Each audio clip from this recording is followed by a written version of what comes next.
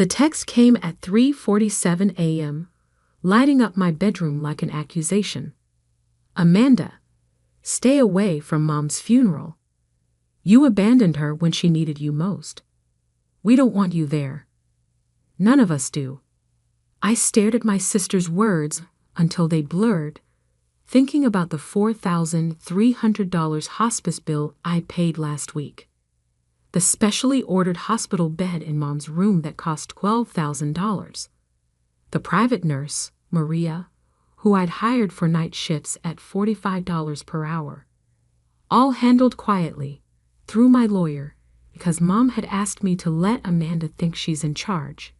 It's the only thing that makes her feel important. My phone buzzed again. Amanda, don't bother responding. Just know you're not welcome. You made your choice when you moved to Chicago and left us to care for her. I got out of bed and walked to my home office, unlocking the bottom drawer of my filing cabinet. Inside was a folder labeled Mom, 2023. Every payment, every medical record, every late-night call with her doctors, documented and dated. The truth was, I hadn't abandoned anyone. I just learned to love my mother from a distance that kept Amanda's toxicity at bay. Ms. Davidson. Maria's text popped up. I'm so sorry about your mother. I was with her at the end. She asked me to tell you she understood, and that the blue envelope is in her dresser. The blue envelope. Mom's cryptic mention during our last lucid conversation 3 weeks ago. When the time comes, she'd whispered, remember the blue envelope. It's all there. My landline rang, the private number only 5 people had. I picked up, knowing who it would be. Catherine, Howard Brennan's familiar voice, my mother's lawyer for 30 years. She passed an hour ago, peacefully. I know, I said quietly. Amanda's already banned me from the funeral. He made a sound between a sigh and a snort. Yes, well, about that. Your mother left very specific instructions. The blue envelope, in her dresser? You knew. She mentioned it. What's inside? I can't say yet. But be at Morgan Brothers' funeral home tomorrow at 2 p.m. Don't engage with Amanda. Don't argue. Just be there. I looked at the stack of medical bills on my desk.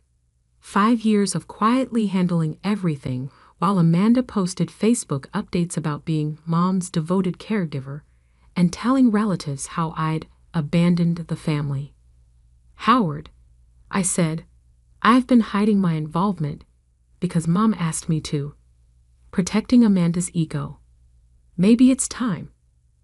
Wait, he cut me off. Your mother knew exactly what she was doing. Trust her plan. After hanging up, I opened my laptop and clicked through photos from the last 5 years. Mom and me at her favorite cafe, taken during my business trips to Boston that were really care planning visits.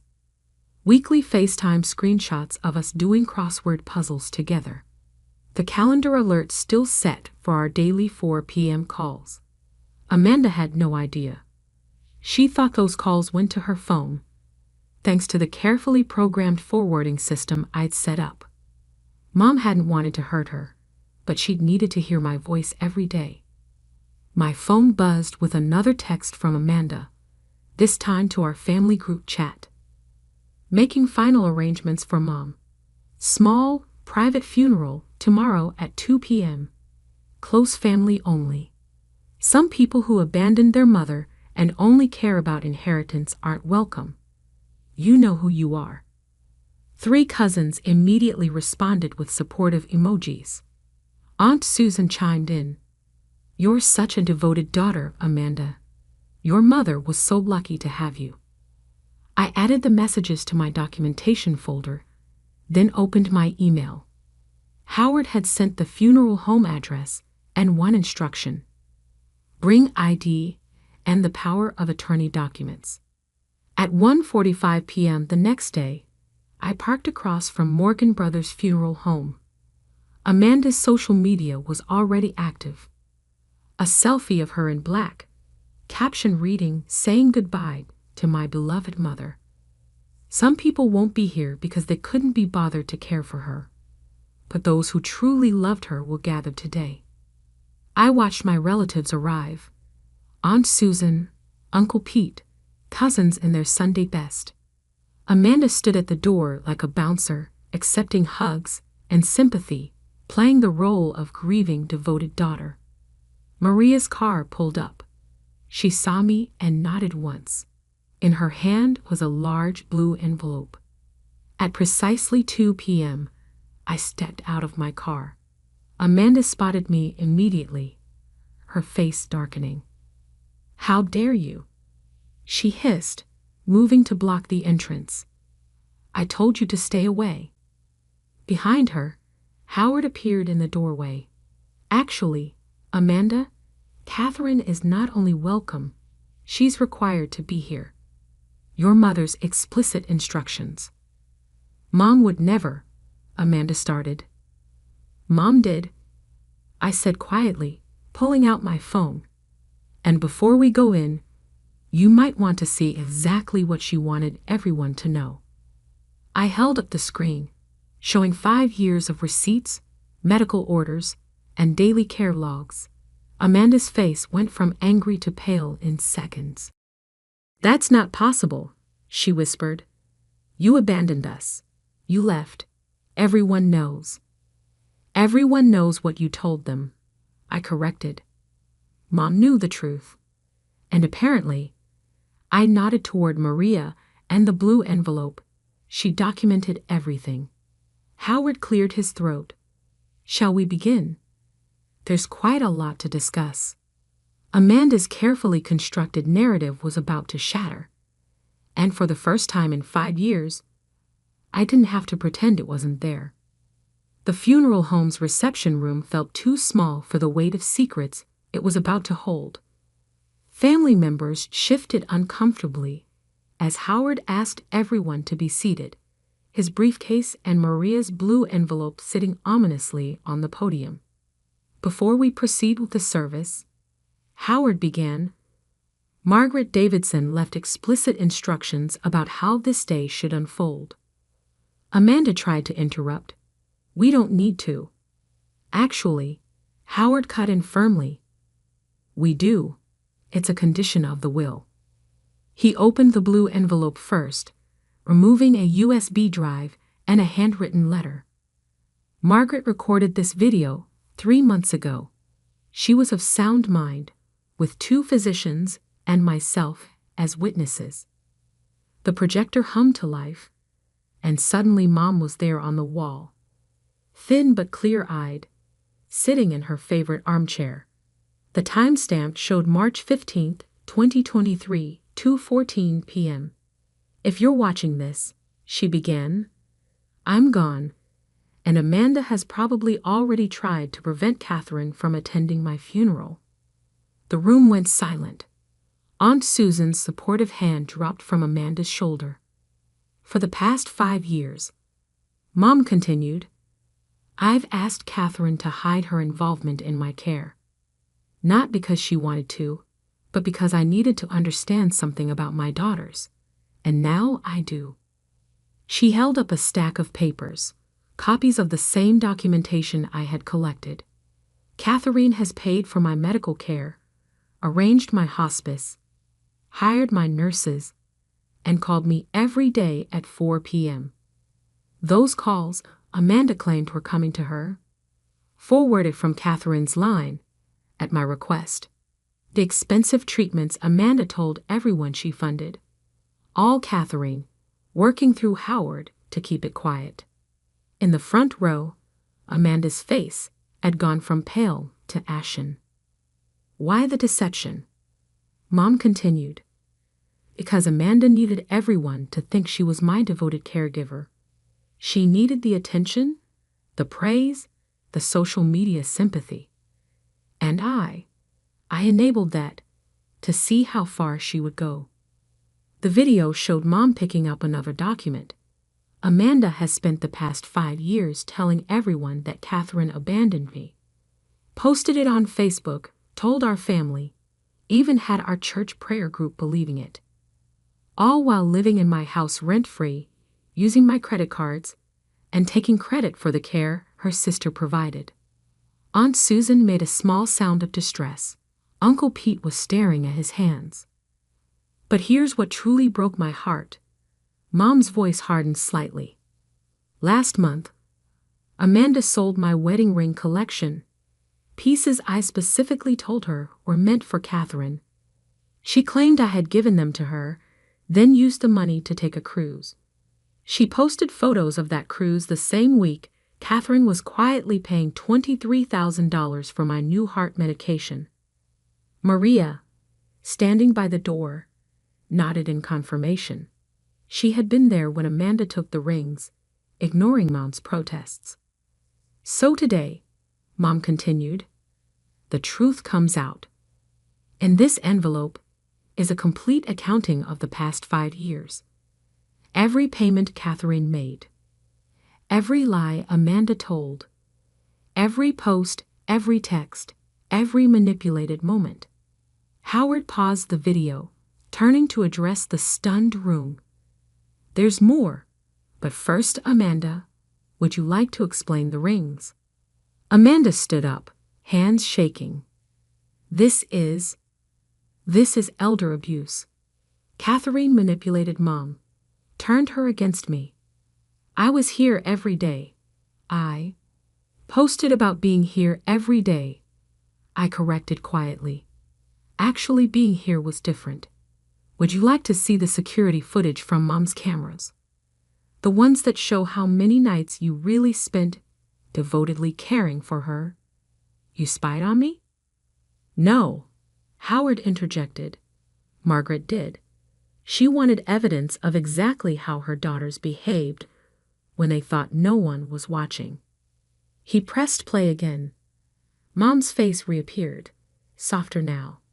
Catherine, my darling girl, I'm so sorry I asked you to hide your love, to watch while your sister twisted the truth. But I needed to know. Would you care for me without recognition? Love me without praise? You did, every day. Tears I hadn't expected slid down my face. Amanda, Mom continued, I love you. But this performance you've created, this false narrative about your sister, it ends today. The truth is in this envelope, and the consequences are in my will. The video ended. Howard opened his briefcase. The will reading follows the funeral, he announced. But Margaret wanted everyone to know exactly why things are divided as they are. No contests, no confusion, no manipulation of facts. Amanda sank back into her chair, her carefully constructed world crumbling. The relatives who had been comforting her moments ago now sat with visible discomfort, processing 5 years of manufactured drama. Maria stepped forward, adding a thick folder to Howard's stack. I have the nursing logs, she said clearly. Every visit, every payment, every time Amanda said she was here, but wasn't. And every time Catherine called, visited, or arranged care while asking us to let Amanda take the credit. Aunt Susan was crying quietly. Uncle Pete had moved to the back row, avoiding everyone's eyes. Our cousins studied their phones, probably deleting supportive comments from Amanda's posts. Howard gathered his materials. The service begins in 20 minutes. Margaret asked that we all sit with this truth before saying goodbye. She wanted honesty in her farewell. As the family filed out to the main chapel, Amanda grabbed my arm. How could you do this to me? She hissed. I gently removed her hand. I didn't do anything to you, Amanda. I just loved Mom quietly while you loved yourself loudly. She figured out which one mattered more. The blue envelope sat on the podium, 5 years of truth finally set free. And somewhere, I hoped Mom was smiling. The funeral service itself, was a study in uncomfortable silences. Amanda sat in the front row, no longer the confident director of events, but a woman watching her carefully curated image dissolve in real time. Every time someone mentioned Mom's devoted care, the words carried new weight, heavy with exposed truth. I delivered my eulogy second, after Amanda's performance of grief that now rang hollow to everyone present. Mom taught me that love doesn't need an audience. I began, touching the podium where her photo smiled at the gathered family. She showed me that real care happens in quiet moments, in daily decisions, in choosing to do what's right even when no one is watching, especially when no one is watching. From the corner of my eye, I saw Maria nodding slightly. She held a tissue to her eyes, perhaps remembering all those nights when I'd called to check on Mom's comfort, always asking her to let Amanda take credit for any improvements. The last time we spoke, I continued, Mom told me about watching the sunrise through her window. She said, "Katie, some people need to paint their names across the sky to feel important. Others just make sure the sun has a clear path to rise." That was Mom, always seeing through to the heart of things. Amanda shifted uncomfortably in her seat. Several relatives were looking between us, mentally rewriting 5 years of family history. After the service, Howard gathered us in the funeral home's private conference room. The blue envelope had multiplied into several files, spread across the polished table. Before we proceed with the will, Howard began, Margaret left specific instructions about family heirlooms.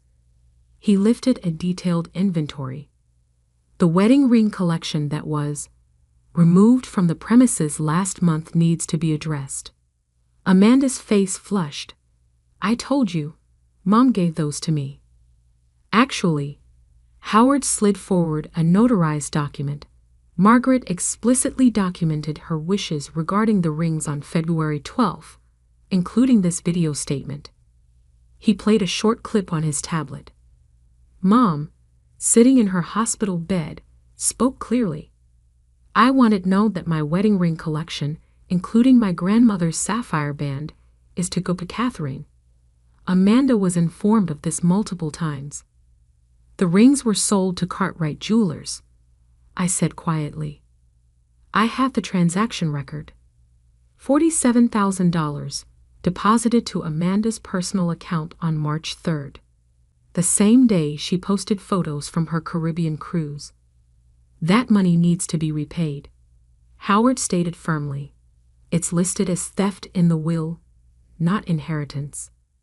Amanda stood up so quickly her chair scraped the floor. This is ridiculous. I took care of her. I was there.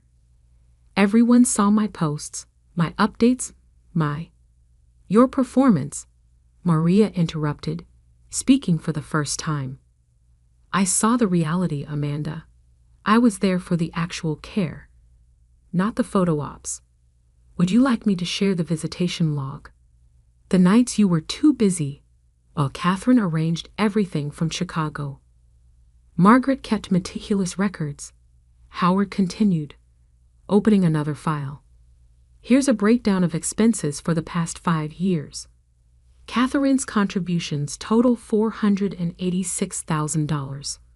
This includes medical care, home modifications, private nursing, and specialized treatments.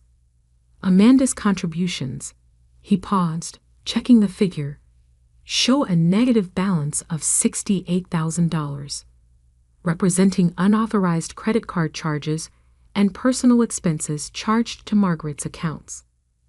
The room fell silent, except for Amanda's rapid breathing. Additionally, Howard lifted another document. Margaret recorded every instance of Catherine's involvement that Amanda claimed as her own. 57 Facebook posts taking credit for care arrangements Catherine made. 32 family emails describing devotion that camera footage proves didn't exist. and one particularly concerning Instagram campaigns soliciting donations for medical expenses that were already being paid by Catherine. "That's fraud," I said softly. "The donations, Amanda. What happened to that money?" She wouldn't meet my eyes. Howard answered instead.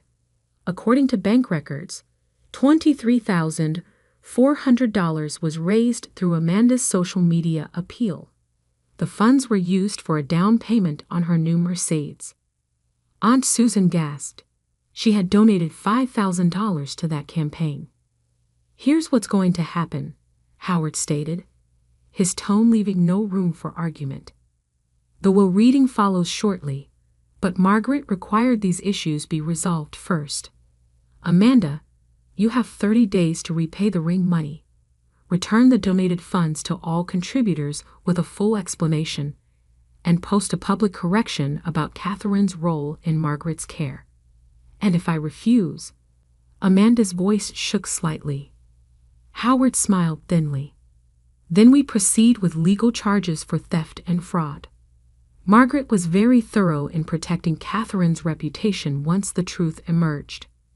I opened my phone's photo gallery, finding the last picture I had taken with Mom.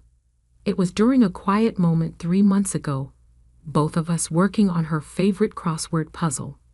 No social media posts, no audience, just love. "Amanda," I said, turning the phone so she could see. "Mom knew you needed recognition. She understood that. But she couldn't understand why you needed to destroy me to get it." "I didn't," she started, then stopped, staring at the photo. "When was that taken?" "I thought I was there that day." "You were in Cancun," Maria provided. "Catherine flew in specifically because you had a beach trip planned during your mother's chemotherapy week." Amanda sank back into her chair, the weight of exposed truth finally becoming real. Howard gathered his files. "The will reading begins in 10 minutes. Margaret suggested we all take a moment to reflect on what real devotion looks like." The room emptied slowly, leaving me alone with the evidence of 5 years of quiet love. On the table, Mom's photo seemed to wink at me, as if to say, "The truth may whisper, but it never stays silent forever." The will reading was everything Mom had promised in her video: methodical, clear, and impossible to contest. Howard delivered each revelation with the precision of a surgeon, cutting through years of deception. "The family home at 1542 Maple Grove Road," he began, "is transferred to Catherine Davidson, along with its contents, excluding personal items specifically listed in Appendix A." Amanda's sharp intake of breath echoed in the quiet room. She'd been living in that house rent-free, claiming she needed to be close to Mom. Margaret's investment portfolio, valued at approximately $2.1 million, is to be divided as follows. Howard continued. 80% to Catherine Davidson, in recognition of her financial support and care. 10% to a medical care trust for future family needs. The remaining 10% to Amanda Davidson, contingent upon full repayment of unauthorized expenditures and completion of the previously discussed public corrections. I watched my sister's face transition from shock to calculation. Even now, she was probably figuring out how to spin this, how to play the victim one more time. Additionally, Howard lifted another document. Margaret left specific instructions about family history and photographs. All digital assets are to be transferred to Catherine's control, with a requirement that false social media posts about Margaret's care be removed and corrected. "You can't control what I post," Amanda protested weakly. "No," Howard agreed, "but Margaret's estate can sue for defamation if you continue to misrepresent events." She was quite clear about that. The next hour unfolded like a careful demolition of Amanda's carefully constructed narrative. Every account, every heirloom, Every piece of Mom's life had been designated with purpose, not just distributing assets, but restoring truth. Maria provided a final statement about Mom's last days. Margaret was at peace with this decision, she said softly. She told me, "My greatest gift to Catherine is letting everyone finally see her heart. My last lesson for Amanda is showing her that truth doesn't need an audience to matter."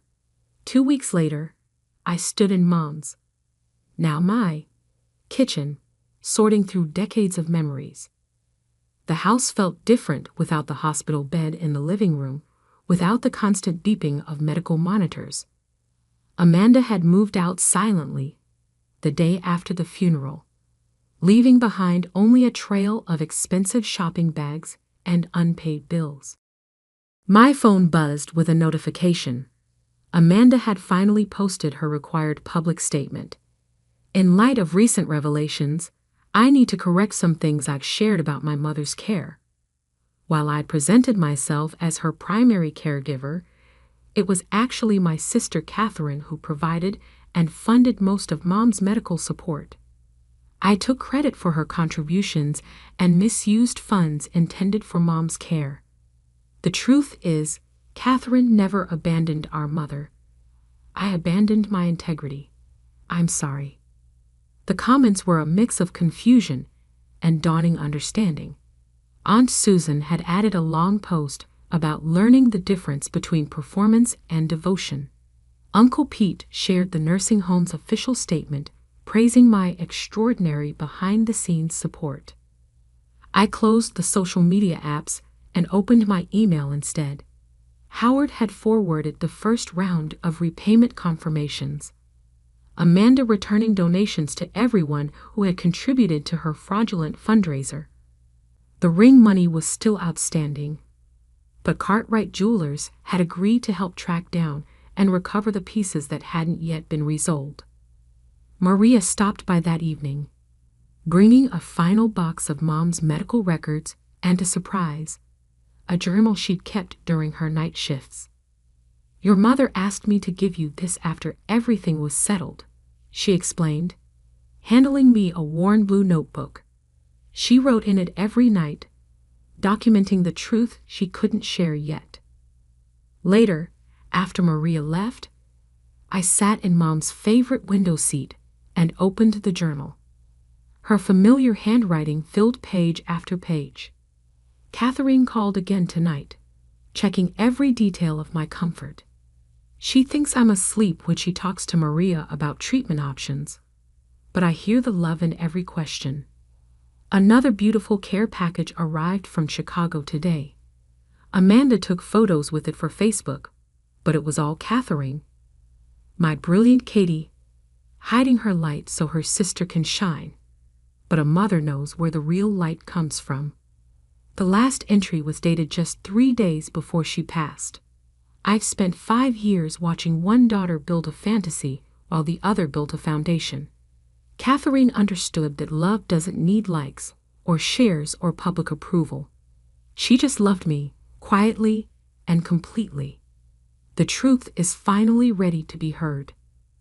I closed the journal, holding it close to my heart as tears fell freely. On the kitchen counter, Mom's favorite teacup sat where she'd last left it. I filled it with her preferred chamomile blend and settled back into the window seat. My phone buzzed one final time. A message from Howard. "Margaret left one last thing for you. Check the blue envelope's inside pocket." There, tucked in a corner I'd somehow missed, was a small handwritten note. "Katie, my love. Some people need spotlights to feel seen. You taught me that real love shines brightest in the quiet moments.